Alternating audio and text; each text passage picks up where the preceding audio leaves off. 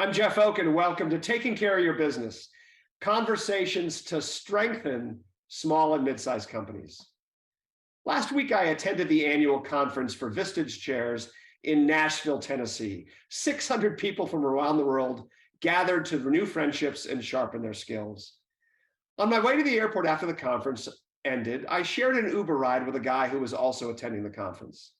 I asked him how he became a Vistage Chair.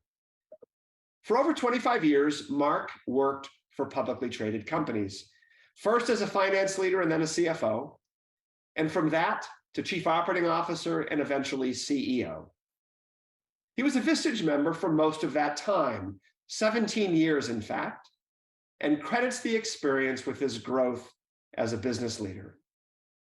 As Mark reflected on his life as a CEO, he said that he was at the pinnacle of his career, working all the time, and the company was performing well.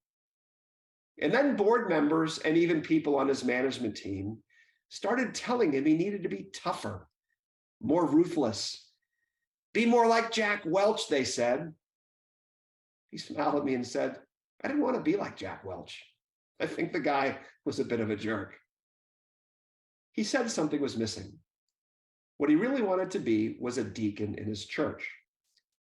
He told his wife, and she said, okay, you can become a deacon if that's what you want to do. And then she held up 3 fingers. And she said, husband, father, public company CEO. Choose 2. If you want to be a deacon, you have to choose 2. It put him back on his heels. He chose husband and father, stepped down as CEO, and took 5 years to become a deacon. So why'd you become a Vistage Chair, I asked. He explained. Vistage taught me how to be a leader, and it helped me become a CEO. Vistage also gave me the courage to stay true to my own values and to finally recognize that I couldn't do it all. I became a Vistage Chair to give back, to help leaders who are facing big decisions. Mark had always been able to do it all until his wife challenged him and said, you gotta choose 2.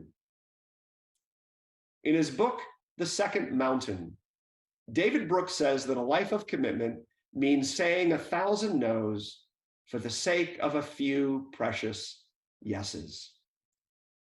What's your precious yes? And what do you need to say no to? Thanks for joining. Until next time, I'm Jeff Oak.